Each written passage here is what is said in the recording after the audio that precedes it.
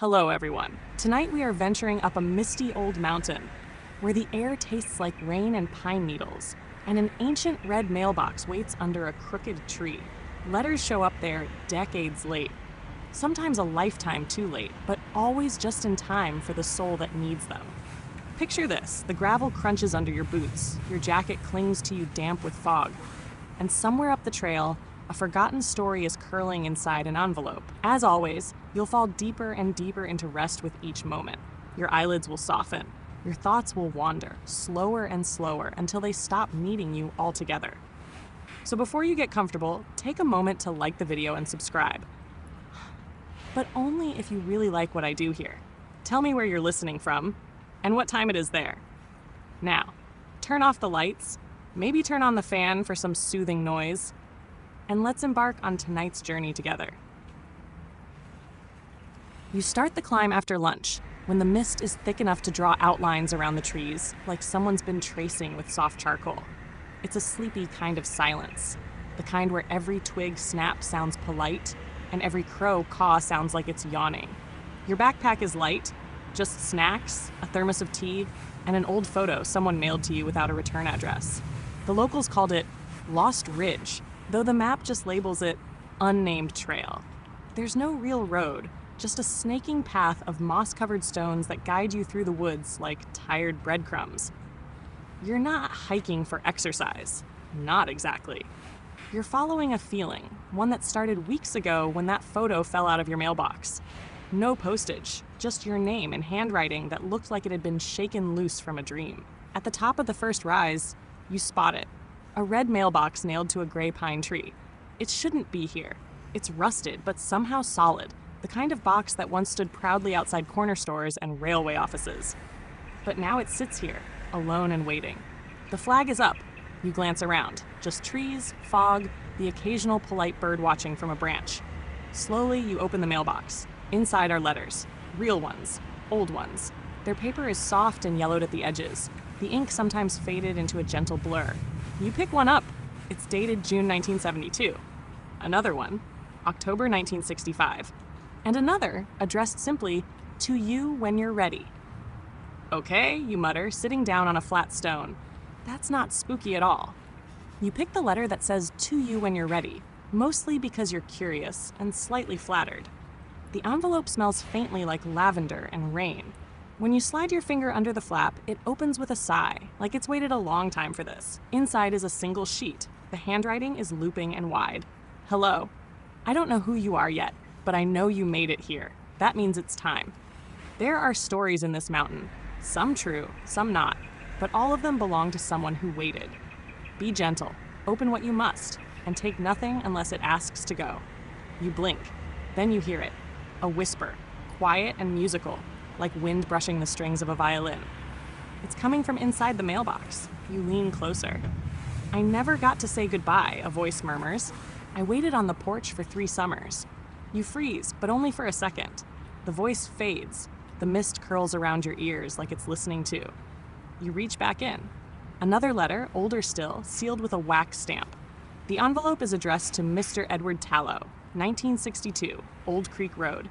There's no Old Creek Road on any map you've seen, but the letter vibrates faintly in your hand, like it's tugging you down the trail. Curiosity wins. You follow. The path dips and curves like a lazy thought. Birds trill but don't flap away. It smells like old cedarwood and damp stone. Occasionally, you spot things that shouldn't be here. A rotary phone nailed to a tree, a single boot on a stump, a paper kite tangled in the branches. It all feels like pieces of someone's memory caught in the mountain's breath. You arrive at a weathered bench facing nothing but fog and pine trunks. A name is carved into it: Tallow. So you sit and you read the letter aloud. "Edward, I left you the lemon pie recipe under the floorboard. I wasn't brave enough to knock again, but I saw you through the curtain. I hope you're still whistling in the morning. Love, Grace." When you finish, there's silence, but the wind warms. The fog shifts, and you swear you hear a low whistle, just one note, before it disappears again. You sit there a while, listening for more. Then you return to the red mailbox. There are more letters. Of course there are. Before you leave for the evening, you slip your own note into the box. "Dear whoever needed this, I heard the whistle too. I think I'll come back tomorrow. Yours, just passing through. The flag on the mailbox drops gently on its own, and you smile. You don't know it yet, but by the end of this week, you'll meet an old woman who's been waiting for her letter since 1973. Speak to someone not born yet, get chased briefly by a goose in a postman's cap, and discover a postal fox with better manners than most baristas.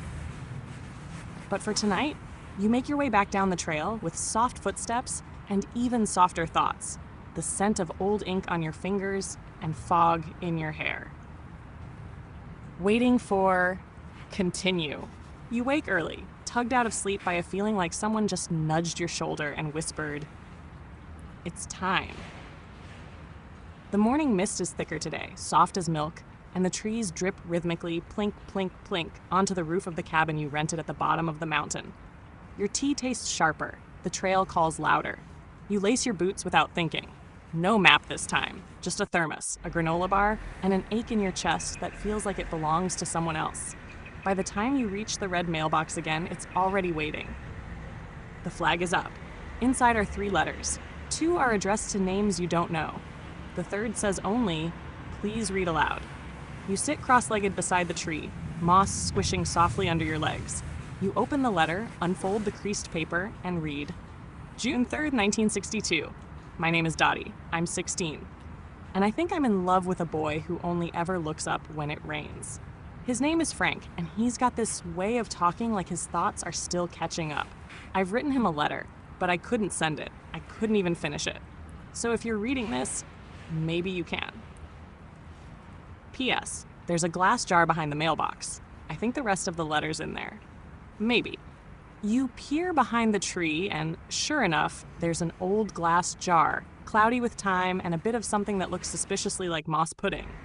You pop it open and pull out a small slip of paper, folded and delicate like an origami secret. "Dear Frank, sometimes I pretend you already know." That's it. That's the letter.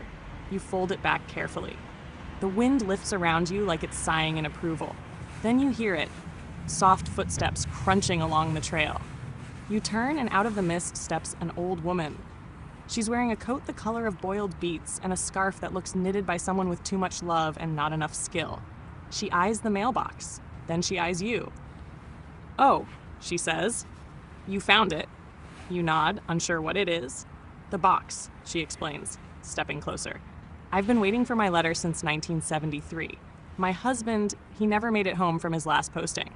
Wasn't a war, wasn't anything you'd read in a book, just gone. But I always thought, maybe the letter got stuck. Maybe it's still coming." You don't know what to say, so you say, "Would you like to check?"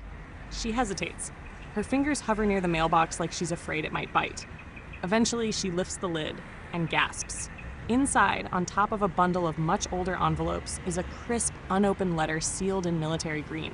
Her fingers tremble as she pulls it out. "My God!" she murmurs. "That's his handwriting." You step back, giving her space. She reads in silence for what feels like a long, still breath. When she finally folds the letter again, her cheeks are wet, but she's smiling. He made it to the base. They lost track of him in the system, that's all. He kept writing. He kept trying.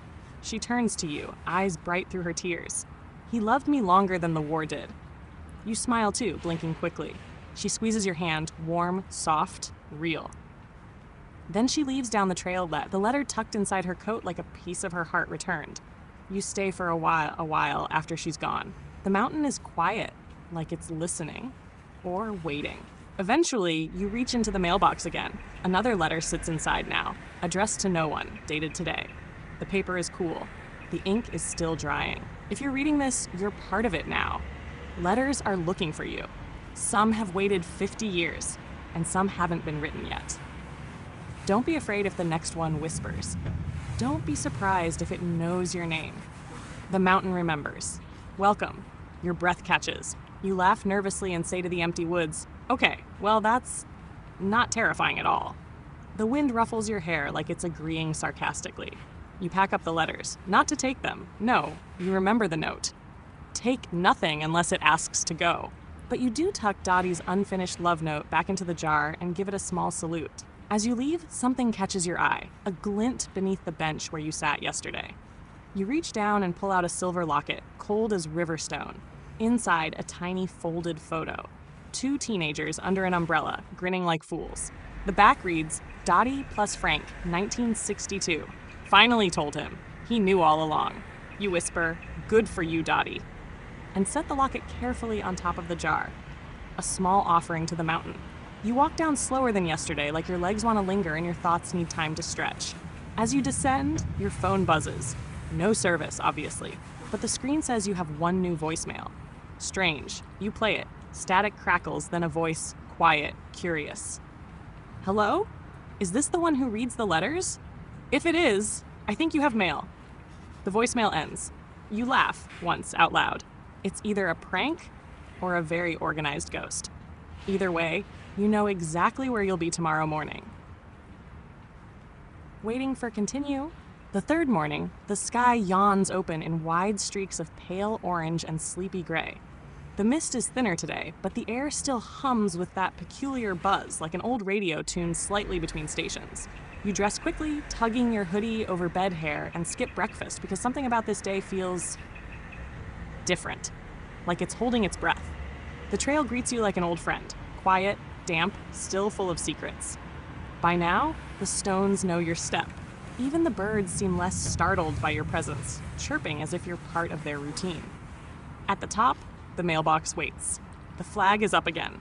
It's starting to feel alive, this box, like a slightly judgmental librarian who knows exactly which letter you need and won't let you leave until you've read it. Inside, 1 letter. This one is sealed in blue wax, the edges crisp and the handwriting shockingly neat. The date reads, October 1st, 1973 star. The name? Mrs. Althea Mourns. You don't recognize it. Except, you do. It takes a moment, but then it clicks. That's the name embroidered on a dusty quilt that covered the old woman yesterday. Mrs. Althea Mourns, the one who waited 50 years for a letter. She must have come back. Or maybe the mountain wasn't finished with her yet. You flip the envelope over. Someone has scrawled in pencil, please deliver in person. Now, you don't work for USPS. You don't have a uniform, a little Jeep, or even a hat. But something in your chest says, go. Something in your bones says, now. You head down a different trail. One the map doesn't show. It winds behind the mailbox tree and dips into a shaded hollow filled with ferns that seem to part for you like polite party guests. Halfway down the slope, you see it. A small wooden house, hunched low to the earth like it's listening. Smoke curls from the chimney, and wind chimes made of spoons and skeleton keys sing in the breeze. You knock gently. The door creaks open. No one answers, but you hear the soft clink of a teacup being set down. Inside, it smells like rosewater and gingerbread. The walls are lined with books, teapots, and framed photographs of people mid-laughter. At the center of the room, in a creaky rocking chair, sits Althea. She looks younger somehow, or maybe more. Her eyes, glassy but alert, flick to the envelope in your hand. I knew you'd bring it, she says softly, her voice creaking like a piano key. You hand it to her without a word. She opens it slowly, like it might vanish if rushed. Her hands tremble. When she reads the first line, she smiles so wide you think her face might crack into morning light. Dearest Althea, I wrote this knowing it may never reach you. But if it does, know this. I forgave the silence. I kept your ribbon in my pocket every day. And I always thought of you first in spring.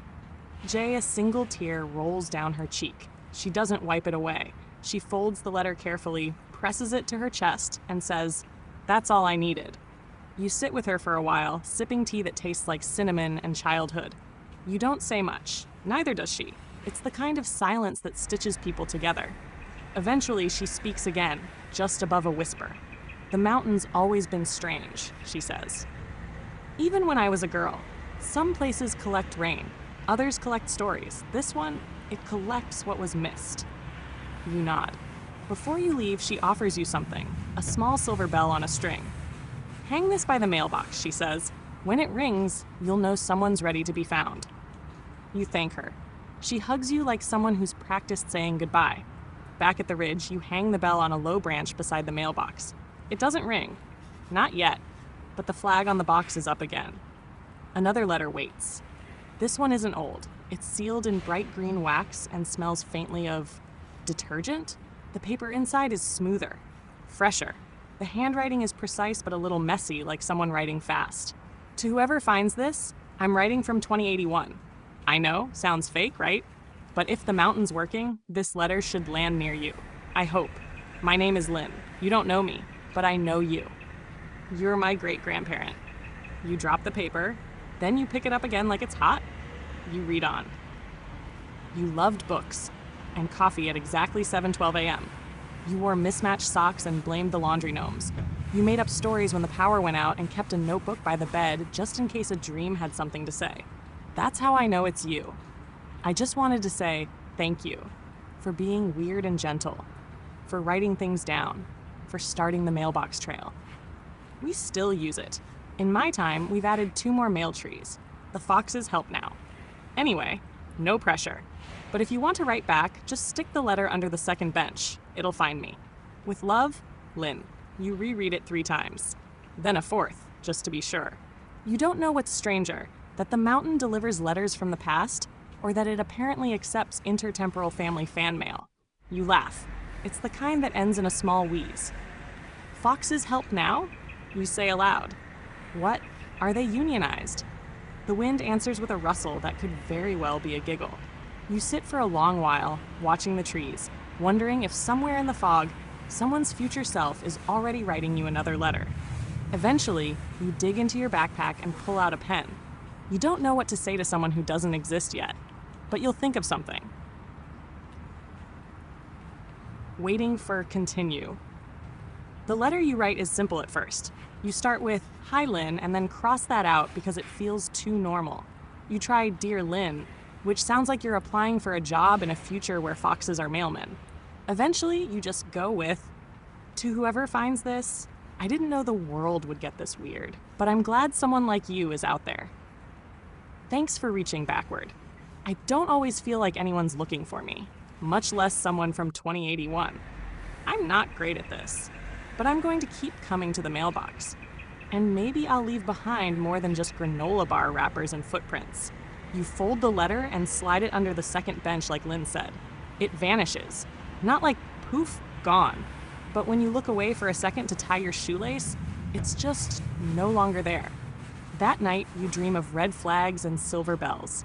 One of the foxes wears a tiny hat. The next day, the mailbox is full. 7 letters. You sit down cross-legged again, heart thudding. A pile this big feels like a responsibility, like walking into a post office where every envelope is a secret that's been sitting in the dark too long. The first is from a man in 1989. His wife left him with a note and an unopened jar of raspberry jam.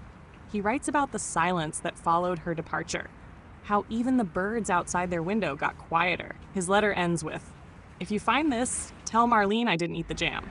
I couldn't. I wanted her to know it was still waiting." You jot the name Marlene in your notebook. Maybe someday a Marlene will write back. The second letter is heavier. Literally. There's a pressed flower inside, delicate and faintly blue, like it remembers being sky. The third is different. It's not a letter. It's a sketch, charcoal on parchment, of the mountain, your bench, the mailbox, and you. You're in it. Same hoodie, same lazy laces on your boots, same awkward way you sit, one leg bent, one leg flopped out like a towel falling off a chair. There's a note in the corner. Sketch number 9, you again. I keep seeing you. You never see me, but I think you will. R, you freeze. The drawing is beautiful, yes, but also unnervingly accurate. You glance around. The woods are still. The wind lifts your hair but doesn't speak. You tuck the sketch into your journal. Later. That's a later problem. The 4th letter is short and strange. I buried it. By the split tree, 5 paces north. If you dig, bring gloves. It bites. CH. You read it twice. Okay, sure, you mutter. That's not cryptic or concerning at all. You glance toward the trees. There is a split tree about 20 feet away, its trunk twisted like taffy. You hesitate, then stand, brush off the moss from your pants, and walk over. 5 paces north. You step it out, toes touching heels like an old-timey pirate with a treasure map. There's a small patch of disturbed earth, faint as a sigh. You dig gently with a stick, then switch to your hands when you hit something metal. It's a lunchbox. Inside, a bottle cap, a locket, and a note. I stole these. One from my brother, one from my best friend. I buried them so I wouldn't have to give them back. It's been 60 years. If you find them, please return them, or tell them I'm sorry. You sit back on your heels, dirt under your nails, and exhale. The bottle cap is rusty, but bears the logo of a long-defunct root beer brand. The locket is a tiny heart with a hinge that barely works. Inside is a tiny photo. 2 boys grinning, arms slung over each other's shoulders, the kind of best friendship that looks eternal, until it isn't. You whisper, "I forgive you," even if it's not your job. The wind picks up for a moment like it's passing the message along. Back at the bench, the 5th letter is modern and weird. It's printed on slick photo paper and appears to be a list. Things I'm sending through time because no one listens to me here. 1, this list. 2, a USB drive with 500 photos of clouds shaped like historical figures. 3, my mixtape. 4, a picture of my cat wearing tiny goggles. P.S. If you find a letter from a guy named Darren, ignore it. He's my ex and he talks to trees. You laugh out loud. It's the kind of snort that escapes before you can make it polite. You look around, then shout, "Darren, if you're out there, I also talk to trees, buddy. No shame." The 6th envelope is empty. No message, no return address. Just a smear of blue paint on the inside, and a faint scent, like lavender and firewood. You close it carefully. The mountain doesn't give answers. Sometimes it just gives silence. The last letter is addressed to the reader. That's you. I don't know if you're real, or if I made you up because I needed someone to find my words. But if you're there, if you're real, thank you for not leaving them unopened. You're the proof. That time is strange, that stories wait, that even the lost things want to be seen. You sit for a long time after that. Letters spread around you like autumn leaves. The sun begins to lower itself behind the ridge. The air gets cooler. You don't move. The silver bell rings once. A clear, delicate chime. No wind. You look up. A fox stands at the edge of the path. It tilts its head. In its mouth is a scroll tied with purple ribbon. It walks over, calmly like this is normal, and drops it at your feet. Then it turns and disappears into the woods. You pick up the scroll and laugh. You can't help it. "Okay, Lynn, I believe you now." The scroll reads, "New note established. You've joined the network. Expect visitors. Bring snacks." You grin. You might need a bigger backpack. Waiting for... Continue. The next morning, you pack snacks. Not because the scroll told you to. Well, okay, because the scroll told you to. But also because something in your gut says today might stretch longer than usual. You bring trail mix, dried mango, a thermos of cocoa, and a bag of cheddar crackers you secretly hope the foxes will like. The path to the mailbox feels different. The trees lean a little closer, like they've caught on to the game now. The air tastes faintly electric, like it's picked up a signal from somewhere far off, like the whole mountain is holding its breath again. At the top, you pause, because now there's more than the mailbox. 3 new things. First, a stone bench. Wasn't there yesterday. Smooth as moonlight and still warm like someone just left it. Second, a corkboard nailed to the nearest tree. On it, 3 notes pinned with silver thumbtacks. "I saw the comet. I named it after you." "Leave a drawing." "We're building a library of dreams." "Luna, do not feed the raccoons. They unionized. It's a whole thing." Tom. Third, a small wooden cabinet. On the door, burned into the wood, are the words, "Swap shelf." Inside, a harmonica, a seashell, a tiny jar of glitter, and oddly, a thumb drive taped to a rock with the words, "Play me," written in glitter pen. You take the harmonica, leave 2 mango strips in its place. Seems fair. The mailbox itself is brimming. You take a deep breath and sit cross-legged in the moss, ready for another dive into the mountain's mailbag. The first letter is addressed to the collector. You frown. That's new. You've been chosen. Not for anything dramatic. Just to listen. To keep. To remember. Most people forget what they never knew. You? You're going to be the one who knows the things they never remembered. You look around, half expecting a camera crew or a banner to unfurl from the trees reading, "Congratulations, you've been chosen to experience moderate destiny." But the woods are quiet, so you keep reading. The next envelope is bulky. Inside, a napkin with a phone number, a Polaroid of a dog in a top hat, and a 3-page handwritten letter. "Dear mailbox person, I buried my best friend here. Not literally, don't worry, he's alive and very allergic to pine needles. But this is where I left him. We argued. I said something cruel. He left. I sat by this bench for an hour after, hoping he'd come back. He didn't. If you ever meet a guy named Marlowe who makes origami cranes out of candy wrappers, tell him I'm sorry. And that his dog misses him. You flip the Polaroid over. In black marker, Marlowe and Duke, 2006. You pin it to the corkboard, next to the comment note. Feels right. The third letter is addressed to the one who hums. You blink. You do hum. Mostly when walking, or making cocoa, or cleaning the stovetop while pretending you're in a cooking show. Your humming reached me once. In 1997, I was lost on this trail, sobbing quietly. Then I heard someone humming Mr. Sandman. I followed the sound. It led me back. Thank you. Even if you hadn't been born yet. This place is weird like that. You laugh. You can't help it. The idea that your lazy rendition of Mr. Sandman crossed decades to save someone? Hilarious. And weirdly flattering. You make a note in your journal. Keep humming. Lives may depend on it. The fourth item is a tiny package, wrapped in floral paper, tied with twine. You unwrap it slowly. Inside, a stone. Flat, polished, painted with a single word in tiny looping script. Stay. That's it. No note. No sender. Just the word. You turn it over in your palm. The paint catches the light like it's still wet. You place it beside the mailbox, carefully balanced on a root. Maybe it's a message to the mountain. Maybe it's for you. The fifth envelope has no address, but inside is a poem. I kissed her in the fog, not knowing if she kissed back or if I just kissed a dream with breath. She vanished. I wrote her name in the snow until it stopped stinging. Then I left the mountain. If she ever comes back, tell her I finally ate the jam. And it was still sweet. You smile, the jam guy got closure. You scribble a quick thank you to Marlene in your notebook. Then add, fog kisses are real, probably. The sixth envelope is a thick one. Inside, dozens of tiny origami shapes, stars, birds, a perfect little frog, each made from old receipts, gum wrappers, and one unmistakably from a parking ticket. No note. But you know, Marlowe's been here. You put the frog on the corkboard, give it a paperclip saddle. You decide to name him Sir Ribbit of Regret. Finally, the seventh envelope is addressed to you, not mailbox person, not mailbox person, your actual name. You blink, open it slowly. I'm you, from 10 years ahead. I know that sounds like nonsense. I don't even believe in this yet, but I found this box and remembered how often I sat here without writing anything. You're gonna be okay. Not all the time, but enough. Write more, sleep more, eat breakfast, you absolute goblin. You never outgrow the weird. That's a feature, not a bug. Oh, and the raccoons?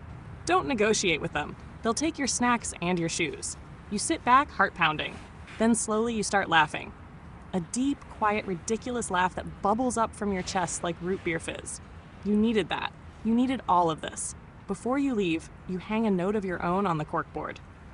If you're reading this, you're not lost. The mountain found you. That's enough. The bell rings once more. And this time, you ring back, your voice humming quietly, a little off-key, as the trees listen without judgment. Waiting for continue. The next time you return, it's cloudy, the kind of gray that turns the world into velvet. You bring a blanket this time, and 3 granola bars. One for you, one for a possible ghost, one for a raccoon diplomat, just in case. The path is damp with last night's rain. Your boots squish slightly like the earth is chewing bubblegum.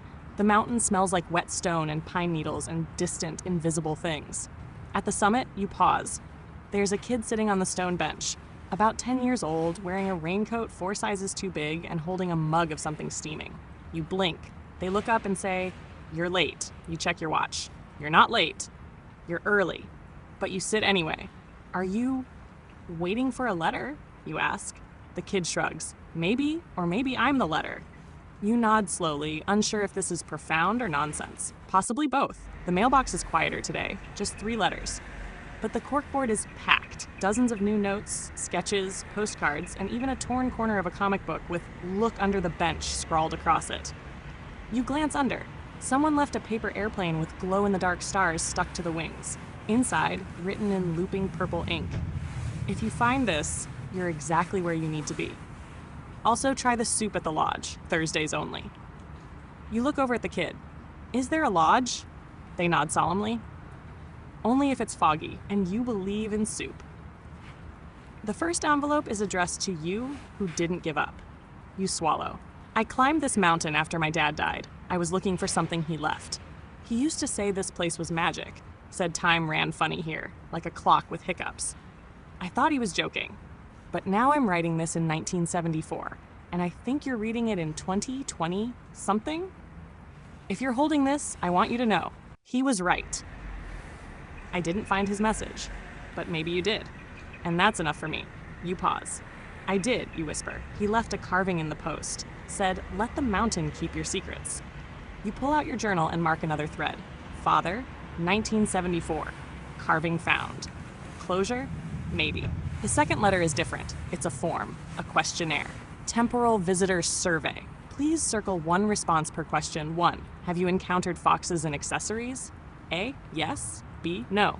C. I am the fox. 2. Are you experiencing deja vu, mild time loops, or mysterious soup cravings? A. Constantly. B. Not yet. C. What's a loop?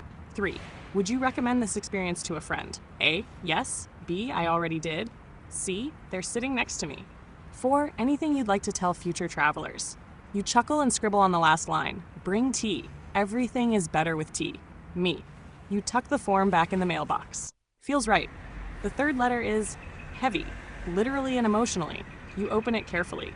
Inside is a map, hand-drawn. It shows the mountain, the trails, the mailbox, and a red X far off to the northeast ridge. There's a note written in a delicate shaking hand. I buried my grief here. Beneath the tallest pine where lightning split the earth. If you dig it up, plant something kind in its place. You stare at the red X, then look northeast. The sky is darkening there, not stormy, just dense, like a thought forming. You ask the kid, do you want to go? They sip their mug and reply, nah, that's your part of the story. So you pack up your things and start walking. It's farther than it looks. Branches reach across the trail like sleepy arms. Birds flit from limb to limb, whispering secrets in chirps and static. You trip once on a root, catch yourself with a whispered classic, and press on. Finally, you reach it. The tree is impossible to miss, twisted high and proud. Its trunk split open like it once held lightning in its mouth. You kneel and begin to dig. The soil is soft, damp. You hit something solid, a box, metal, rusted but intact. Inside, a letter, a photo, a single glove, child-sized in wool. The letter reads, "This is where I stopped talking about her. My daughter. She loved the mountain, thought it was magic. When we lost her, I lost the words. I buried them here. If you're reading this, plant something. Make it beautiful. And tell her, her laughter still echoes in the trees. You sit there for a long time. Then you take out a packet of wildflower seeds from your pack, bought months ago on a whim, and press them into the soil. You whisper, you're still here, and pat the ground gently. On the walk back, everything feels quieter. Not sad, just still. Back at the mailbox, the kid is gone, but there's a new note on the corkboard scribbled in tiny handwriting. You passed the test. There wasn't one, but still, nice. Come back tomorrow. Someone wants to meet you. You grin. You better not be a raccoon in a trench coat, you mutter, stuffing the blanket back into your pack. But you kind of hope it is. Waiting for continue. You dream that night of envelopes floating like leaves through a sky full of soft ticking clocks. One flutters past your cheek and whispers, tomorrow. You wake with the feeling that someone signed your name in the stars. You pack light. Just the journal, a scarf, a tiny flashlight, and a thermos of ginger tea. The sky is gray again, but that in-between kind of gray that suggests anything could happen. Fog, snow, soup. As you begin the climb, the path is subtly different. The turns feel slightly shifted, as if the mountain decided to rearrange itself like furniture while you slept. You don't mind. It keeps things interesting, like a maze with soft moss walls and friendly intentions. You hum as you walk. Not Mr. Sandman this time. Today it's the Super Mario underwater theme, for variety. At the top, the bench is occupied. This time not by a kid or a ghost or a raccoon, although that would have been fantastic. It's an older woman, sharp eyes, worn boots, a yellow rain jacket dotted with patches, one shaped like a snail, another like a mailbox, and your favorite, a glittery patch that says, temporal tourist. She looks up from her knitting and says, took you long enough. You pause. Were you expecting me? She shrugs. Yes, no, always. Okay. You offer tea. She accepts. You sit on the moss beside her and let the silence settle like a cozy fog blanket. Are you the one who left the glove? You ask quietly. No, she says, but I knew her, the girl who wore it. You wait. She used to come here with her mother, sang to the birds, fed marshmallows to foxes. That kind of kid. Unapologetically whimsical, the kind who wears fairy wings on a Tuesday and makes friends with shadows. You nod. She died too early, the woman says, but she left pieces. This place holds them.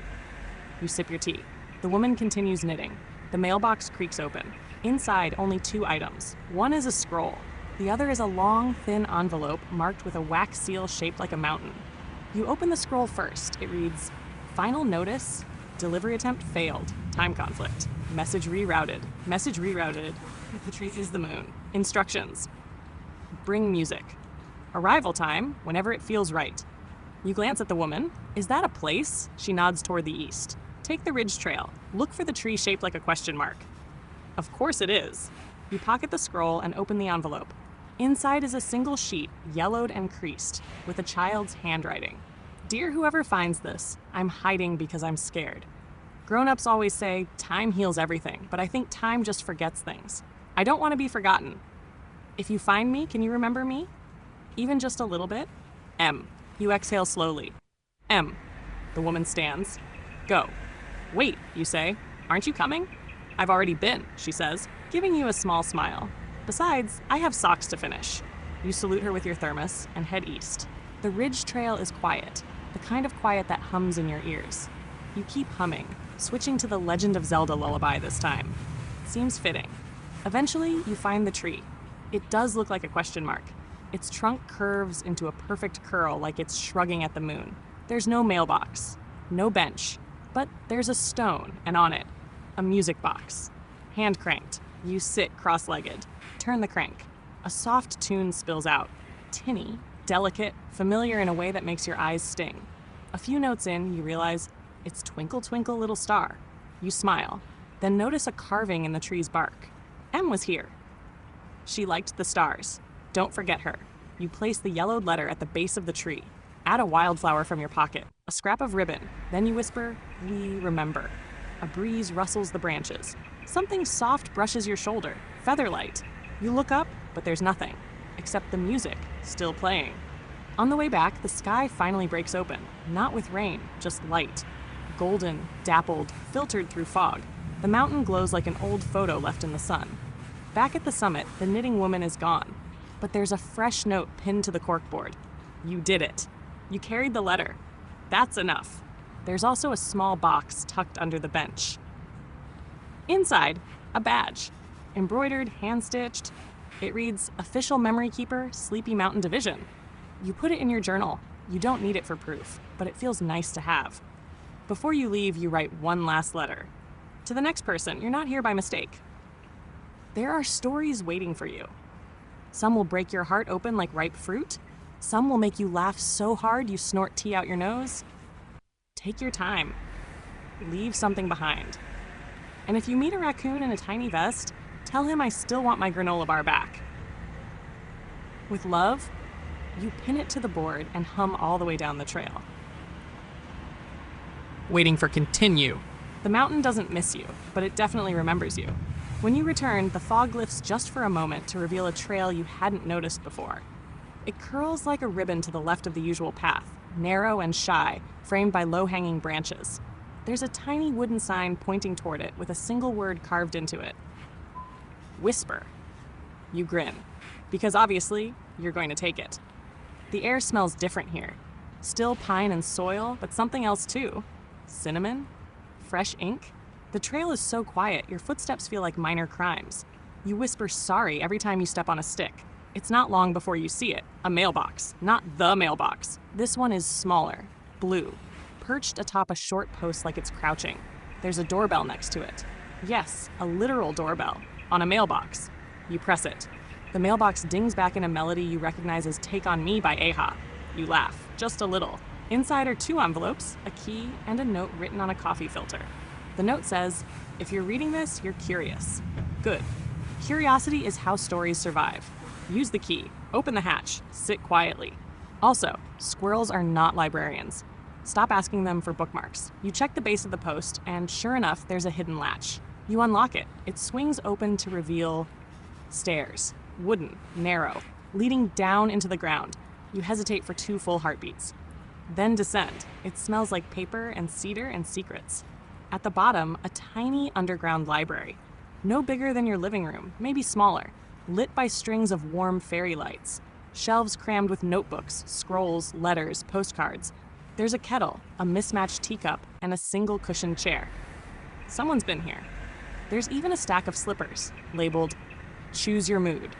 You pick a pair with embroidered clouds and sit. The table beside you holds the 2 envelopes from the mailbox above. You open the first. It's not a letter. It's a list. "I forgive you, but I still wish you'd said goodbye. That joke you made in 2004, still funny. I was wrong, and it mattered. You're my favorite coincidence. Yes, I still have the mixtape." You stare at the last one for a while. You still have your own box of mixtapes, buried in a closet, covered in dust and old concert wristbands. The second envelope contains, well, it takes your breath for a second. It's a letter addressed to you. Handwriting you recognize, your own, but dated 20 years in the future. You read, "Dear me, I hope you still believe in small things. I hope you remember how it felt to climb this mountain, to find the mailbox, to open stories like treasure chests. Things won't always be this clear. You'll lose things. People, hours, names. But keep the soft parts of you safe. The ones that noticed the moss, that laughed at the raccoon, that cried at M's glove. Don't be afraid of changing. Just don't stop noticing. And if you're reading this out loud, tell the next person, you're not alone. Not even close. Love, future you." Your hands shake a little when you put the letter down. Outside, you hear something rustle. You climb back up and find the trail bathed in golden light. A fox crosses your path, wearing a tiny scarf. No, seriously. It pauses, looks at you, and, swear on your leftover granola, nods. You nod back, obviously. On your way back to the summit, you take the long route. The whisper path becomes the echo path, which becomes the laughter loop. The mountain renames itself constantly, like someone trying on hats. At the main mailbox, something's changed. A sign now says, "Letter exchange, take 1, leave 1. You reach into your journal and find a page you'd scribbled on months ago. A story about a girl who thought trees could hear her dreams. You leave it in the box. In return, you pull out a green envelope with a heart sticker. It says, "Open only if you've ever danced in the rain or made up constellations." Well, you have. You open it. Inside, a drawing of 2 stick figures, one holding an umbrella, the other pointing at a sky full of imaginary stars. Below them, we're real because we were imagined. You blink a lot after that. The sun is starting to dip behind the clouds. Not fast, just politely. You pull out your badge, the one that says Memory Keeper. Pin it to your backpack. As you begin the descent, you hum the mailbox doorbell tune again. You're not in a rush, because the mountain will wait. The stories will wait. And you're exactly where you need to be. Waiting for Tinyu. The wind sounds different today. Less like a breeze, more like a memory. It whistles low, then pauses, like it's waiting for you to say something first. You've brought a picnic this time. And not just snacks. This is a full production. A peanut butter and jelly sandwich shaped like a star. A thermos of hot chocolate. 2 mugs in case someone or something joins you. A book of riddles. A plastic harmonica you found under your couch last week. You don't know why, but it felt like the kind of item the Sleepy Mountain might appreciate. You take the usual trail, but it feels dreamier somehow. Each step lands softer than it should. Leaves wave gently even when there's no wind. At one point, you see a squirrel holding a magnifying glass like it's on some kind of very serious investigation. You whisper, "Good luck," and the squirrel does not break character. Impressive. You reach the summit to find the mailbox already open. A letter is waiting. No envelope. The paper is blue and folded into a tiny origami boat. You unfold it. The mountain is shifting again. The letters are getting closer to their time. Final retrieval soon. Please make sure all stories have been returned or set free. Thank you for your service. The Department of Delayed Deliveries. Well, that's ominous in a polite sort of way.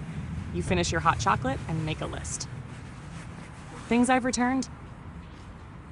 M's letter, the apology carved into the pine cone.